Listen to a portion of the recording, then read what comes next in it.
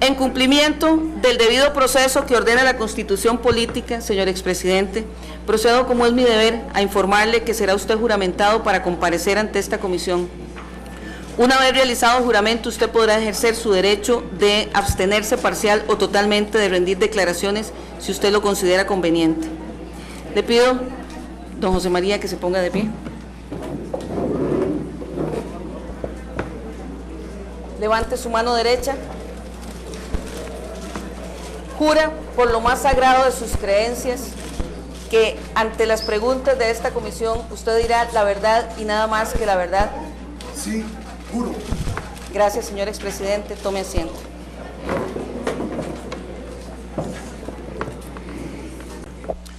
Muchísimas gracias, señora presidenta. Señoras diputadas, señores diputados.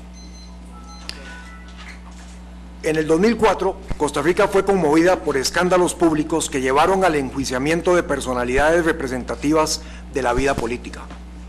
Se produjo una gran turbulencia nacional. En aquel torbellino se mencionó mi nombre y surgió el designio de procurar un empate político. El 27 de octubre del 2004, esta comisión legislativa me solicitó presentarme ante ella. Como a todos les consta, yo estaba en Europa, donde vivo y trabajo desde hace 11 años. Un elemental sentido de prudencia hacía aconsejable no prestarme a un juego de la política. El 2 de noviembre envié una carta y luego expliqué en esta declaración jurada que envié a esta comisión mis actuaciones profesionales y mi disposición a contribuir a través de una teleconferencia en aclarar cualquier hecho ofensivo a nuestra idiosincrasia nacional. Nunca recibí acuso de recibo, a pesar de que esta copia tiene los sellos de recibido de la Asamblea Legislativa. El 18 de noviembre solicitó la Comisión al Ministerio de Seguridad Pública mi captura por la fuerza o la Interpol. El 14 de diciembre me declararon en rebeldía y me denunciaron ante el Ministerio Público. La verdad es que mi inasistencia no constituía el delito de desobediencia que quisieron atribuirme. Esto no lo dice José María Figueres, lo dice la Fiscalía General de la República mediante resolución del 13 de mayo de 2005, que es esta resolución. La verdad es que en esa denuncia de la Comisión Legislativa no había ningún otro delito tipificado en la ley. Esto no lo dice José María Figueres, lo dice el Juzgado Penal del Primer Circuito Judicial de San José en esta resolución que quiero aportar a las actas. Sometido a examen el asunto, se determina que en verdad mi inasistencia a la Comisión Legislativa tampoco constituyó una contravención. Esto no lo dice José María Figueres, lo dice el Juzgado Contravencional del Primer Circuito Judicial de San José en este fallo que quiero dejar aportado en las actas de la comisión. Es más, por resolución del 6 de septiembre del 2005, sustentada en el Manual de Procedimientos Legislativos de Marina Ramírez y el voto número 202101 de la Sala Constitucional del 13 de marzo del 2001, el juzgado determina que esta Comisión para el Control del Ingreso y del Gasto Público no realiza funciones investigativas. Hago entrega de los documentos que he citado. Por estas razones es que hoy estoy aquí de manera voluntaria. Mi presencia ante ustedes nace de una decisión personal. Más serenos hoy los ánimos en el país. Desde hace algunos meses inicié una ronda de conversaciones con las y los costarricenses a través de entrevistas en medios de comunicación. Ahí contesté todas las preguntas que me formularon, como estoy dispuesto a hacerlo aquí, no obstante los riesgos de un linchamiento político. Tengo plena conciencia de que los costarricenses elevados por el voto de los pueblos a la presidencia de la República sobrellevamos obligaciones vitalicias con la nación. Mis responsabilidades cívicas, éticas y políticas están plenamente vigentes. Conviene reseñar los hechos. Ante el escándalo político de aquel entonces, en octubre del 2004, 2 ciudadanos plantearon al Ministerio Público sendas denuncias contra Roberto Hidalgo, Carmen Valverde y contra mí. Eso no lo dice José María Figueres, lo dice el fiscal general de la República en carta que con fecha del 18 de mayo de 2006 le envía al señor presidente de la Corte Suprema de Justicia. Dejo este documento en las actas de esta comisión. ¿Cuáles pruebas aportaron? Recortes de prensa y chismes de la política. La Fiscalía General, obligada por ley a investigar toda denuncia recibida, indagó a fondo cada uno de los cargos, realizó todo tipo de pesquisas en el país, Norteamérica y en Europa. La verdad es que no se halló ninguna prueba para tenerme como imputado. Esto no lo dice José María Figueres, lo dice Francisco Dáez Ruiz, fiscal general del Ministerio Público, cuando comparece ante esta misma comisión legislativa, según se lee en el acta de la sesión extraordinaria número 44 del 17 de febrero del 2005 de esta comisión. Al final de la más exhaustiva indagación, el Ministerio Público no obtuvo pruebas que permitieran establecer ninguna acusación. Por otra parte, la Superintendencia General de Entidades Financieras notificó el 3 y el 9 de noviembre del 2004 que se habían presentado y cancelado mis declaraciones de impuestos correspondientes a los periodos 2000, 2001, 2002 y 2003. También la Dirección General de Tributación notificó el 29 de marzo del 2005 que había declarado mis ingresos objeto de la investigación. La verdad es que lo único que procedía era solicitar la desestimación del caso. Esto no lo dice José María Figueres, lo dice la Fiscalía de Delitos Económicos, Corrupción y Tributarios. Mediante este escrito del 19 de septiembre del 2007, solicitó al juez penal del Circuito Judicial de San José la desestimación de la causa. Posteriormente, lo dice también el Juzgado Penal de Hacienda y Función Pública del Segundo Circuito Judicial de San José, que en resolución del 14 de diciembre del 2007, este documento acogió la solicitud de desestimación. El Poder Judicial ha disipado los dimes y diretes que contra mí se esparcieron en los mentideros políticos repetidos en espacios mediáticos. Hago entrega de estos de estos documentos para que queden en el acta de esta sesión. A todos les consta que dejé de ser empleado público el 8 de mayo de 1998. Desde entonces me he mantenido fuera de la función pública, dedicado a la práctica profesional privada. La verdad es que las acciones privadas que no dañen la moral o el orden público o que no perjudiquen a terceros no pueden ser objeto de acciones legales. Eso no lo dice José María Figueres, lo dice el artículo 28 de la Constitución Política Costarricense. El directorio político del Partido Liberación Nacional me denunció ante el Tribunal de Ética y Disciplina, órgano rector de la ética, la moral y la disciplina del partido y sus miembros. El caso fue examinado pausadamente y con amplitud. Ese tribunal concluyó que no se demostró en ningún momento que el exmandatario realizara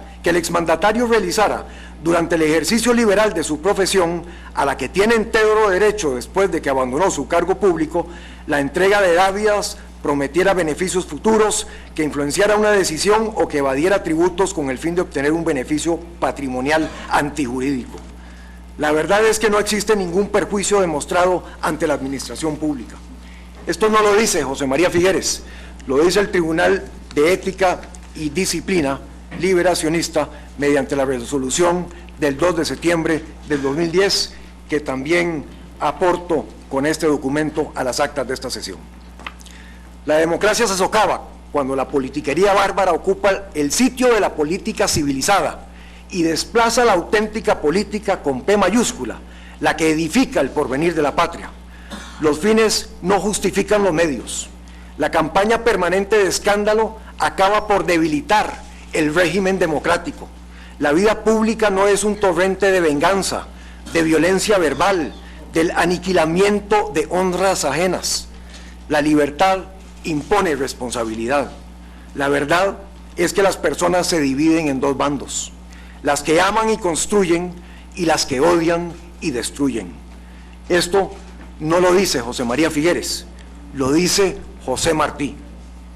Ninguna sociedad se desarrolla sin líderes en los más diversos ámbitos de la actividad humana. La pérdida de liderazgos conduce a la decadencia del país.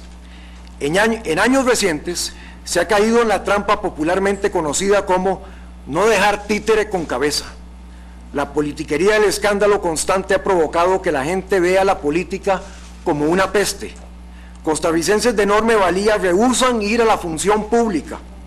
Las escuelas de formación de líderes casi han desaparecido de los partidos democráticos. La responsabilidad por esta condición funesta desborda a los dirigentes políticos y alcanza a quienes dirigen los medios de comunicación social. Una cosa es la vigilancia firme y prudente, otra cosa es la estrategia de tierra arrasada. Es necesario contener esa práctica mediática según la cual lo malo es bueno, que así suben el rating y las ventas. La verdad es que nadie debe escribir en los medios de comunicación lo que no pueda sostener como dama o caballero. Esto no lo dice José María Figueres, lo dijo Rodrigo Madrigal Nieto, presidente de la Sociedad Interamericana de Prensa. Aún estamos a tiempo de enderezar el rumbo torcido que nos puede acarrear a todos al despeñadero. Finalizo. El Ministerio Público, los juzgados del Poder Judicial, las autoridades tributarias, el Tribunal de Ética del Partido Democrático al que pertenezco, me han exonerado en el tema que nos tiene aquí. Ninguna prueba se ha encontrado para sostener los cargos temerarios que me quisieron endilgar. He sido objeto de persecución arbitraria. Es evidente que el escándalo politiquero se debilita frente a la verdad. Mi honorabilidad está limpia. Sin embargo, comprendo que mis explicaciones podrían ser insuficientes para algunos. Lamento si alguna acción o omisión de mi parte pudiera haber afectado los sentimientos de algún costarricense.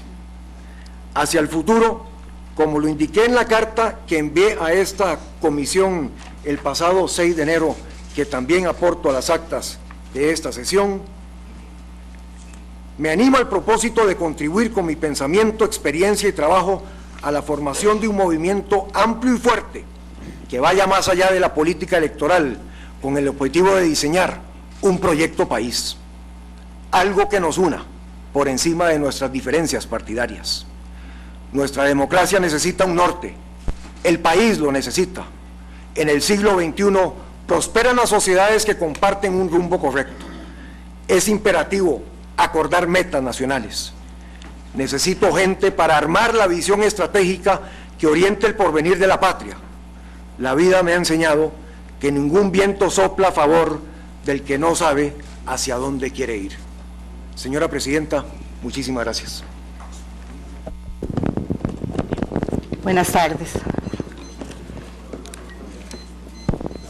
Señor Presidente, bienvenido.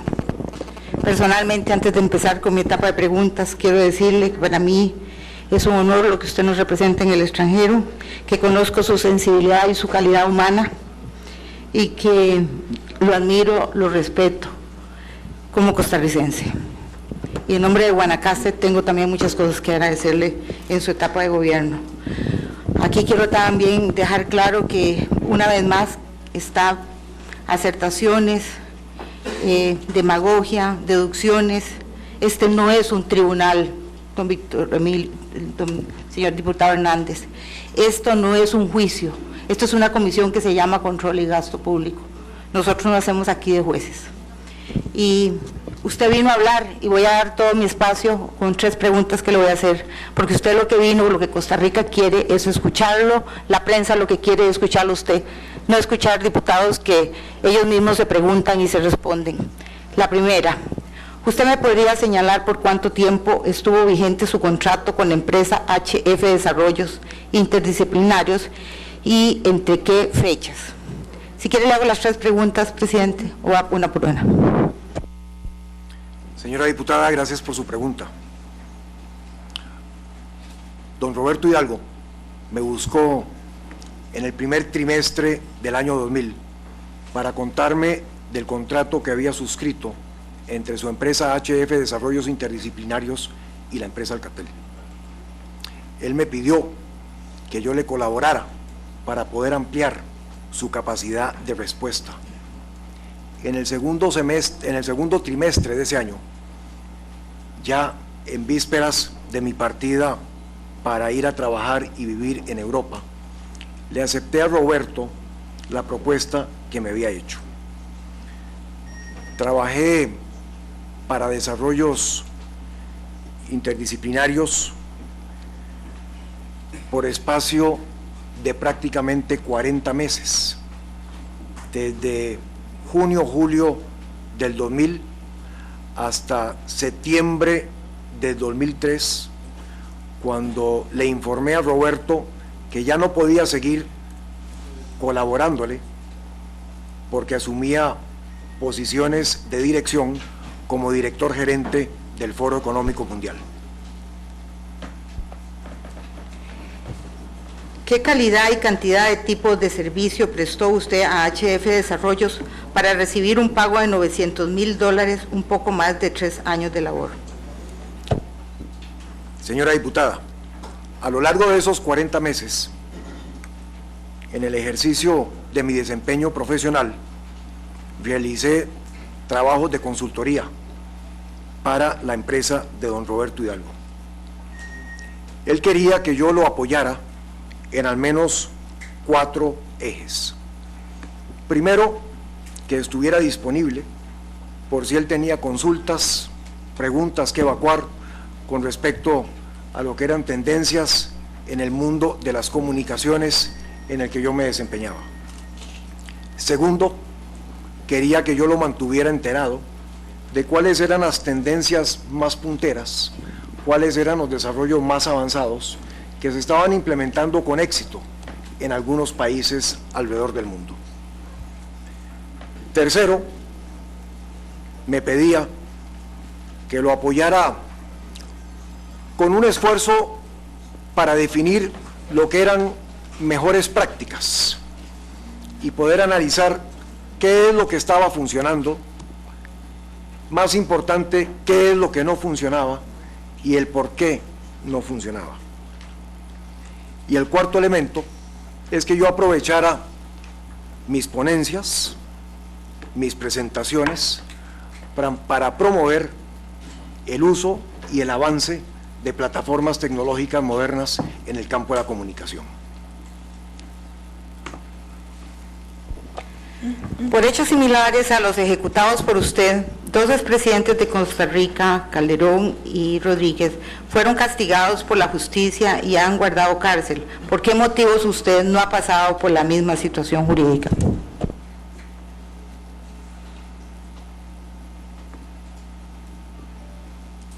Señora diputada, yo no puedo hablar y decir aquí lo que no conozco, y no conozco lo que hayan hecho o no otras personas. Le puedo contestar con la verdad, bajo juramento, lo que yo he realizado.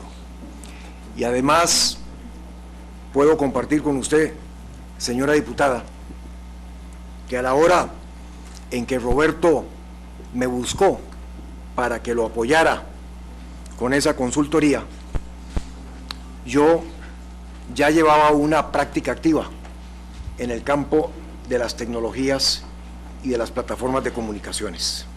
Me explico. Primero, durante el gobierno había liderado un equipo para que pudiéramos desarrollar un sector puntero en Costa Rica de las tecnologías con Intel a la cabeza.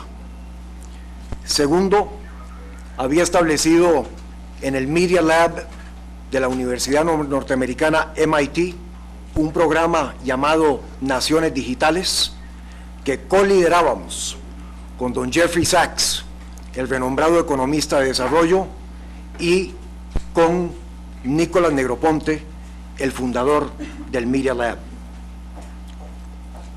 Tercero, el secretario general entonces de las Naciones Unidas, don Kofi Annan, me había pedido que organizara y luego presidiera un grupo de trabajo internacional para montar un esfuerzo global de Naciones Unidas que promoviera el adelanto de las tecnologías en el campo de las comunicaciones como eje fundamental del desarrollo.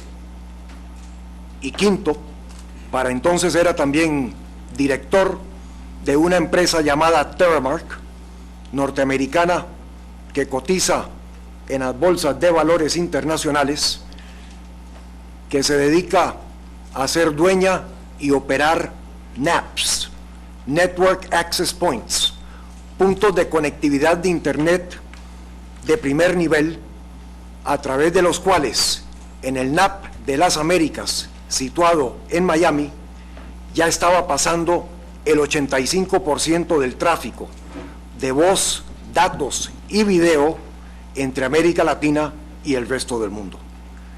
Esos eran mis atestados para que Roberto Hidalgo me buscara.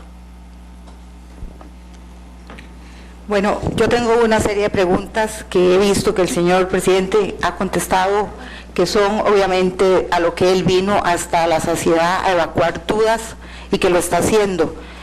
Señora presidenta, si quedara al final algún espacio que no se ha ocupado, yo podría seguir con otras preguntas, pero llamar la atención que efectivamente se hagan preguntas al expresidente y no exposiciones de cada diputado para ser escuchado. Yo creo que ya eso, esta comisión lo que quiere es aprovechar la mayor parte, lo más que se pueda el tiempo del señor presidente. Gracias. Gracias, presidenta. Buenas tardes, diputados, diputadas, señores presidente, muy buenas tardes. Muchas gracias por su comparecencia. En primer instancia quisiera preguntarle, don José María, ¿cómo se estableció ese contrato con la empresa HF Desarrollos? ¿Cuáles eran las cláusulas de este y qué razones le llevaron a usted a aceptar un contrato bajo esas condiciones tan peculiares?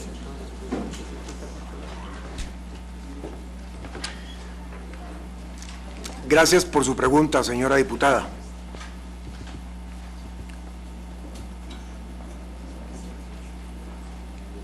El contrato hablado que establecí con don Roberto Hidalgo era un contrato mediante el cual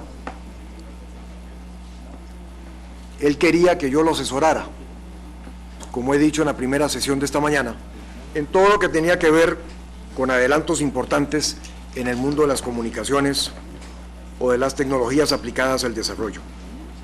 Era un contrato que no tenía un pago fijo, ni diario, ni semanal, ni mensual.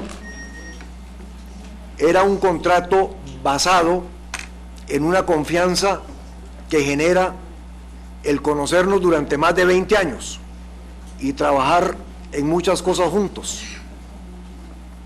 Era un contrato, además, señora diputada, del cual podíamos rescindir en el momento en que las condiciones así lo meritaran.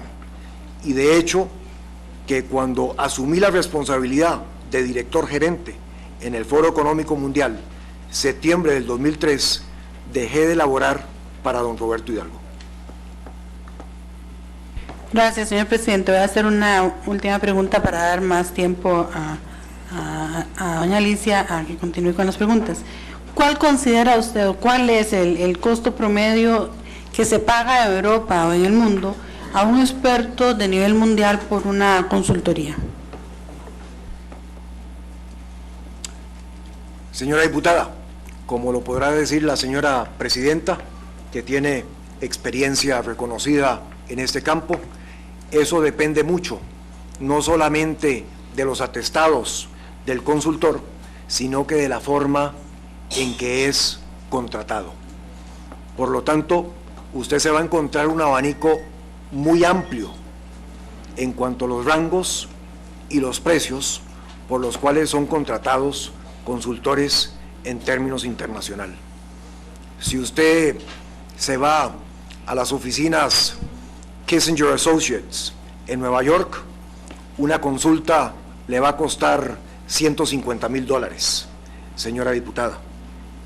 Recientemente han salido a la luz pública también los ingresos de personas que en años anteriores estuvieron en el ejercicio de la función pública y que hoy ejercen su profesión como lo vengo haciendo yo durante estos últimos años.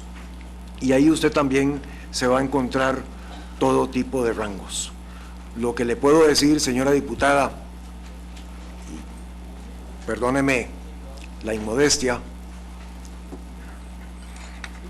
es que los niveles de ingresos que estamos hablando en esta contratación son niveles de ingresos normales en el mundo internacional. Muchas gracias, don José María.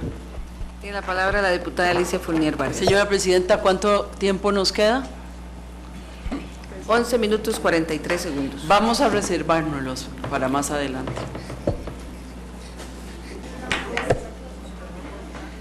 Señora Presidenta, la fracción de Liberación Nacional ha decidido ceder 2 minutos a otras fracciones para preguntas concretas, para que usted y las otras fracciones que quieran hacer más preguntas al presidente Figueres se las hagan.